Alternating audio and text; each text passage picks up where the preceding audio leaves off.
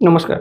সম্প্রতি supreme court তার একটি মামলা শুনানির সময় থার্ড পার্টি ইন্স্যুরেন্স যাদের নেই তাদের পেট্রোল দেওয়া বন্ধ হতে পারে কিনা সেটা নিয়ে বিবেচনা করতে বলেছে কেন্দ্র সরকারকে।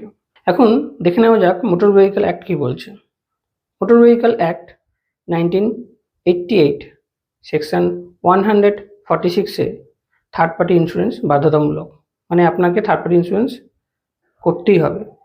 আর যদি সেটি ভায়োলেট হয়, যা ব্যবস্থা নেওয়ার বা যা পানিশমেন্ট পাওয়ার তা আপনি পাবেন। সেটি কোন সেকশনে আছে?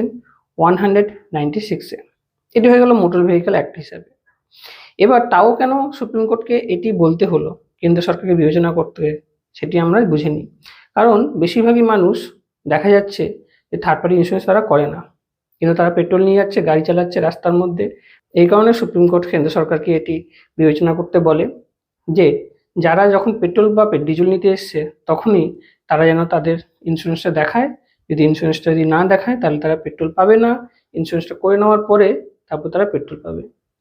আর একটি গুরুত্বপূর্ণ জিনিস আপনারা জানিয়ে রাখি, এখনই এটি আইন হয়নি, এটি একটি প্রস্তাব, যেটা হয়তো সরকার নেওয়ার পরে তারপর সরকার ডিসিশন নেবে যে এটি আইন করা যায় কি করা যায় না। সবাইকে ধন্যবাদ। আশা করি ভিডিওটি ভালো লেগেছে। Thank you.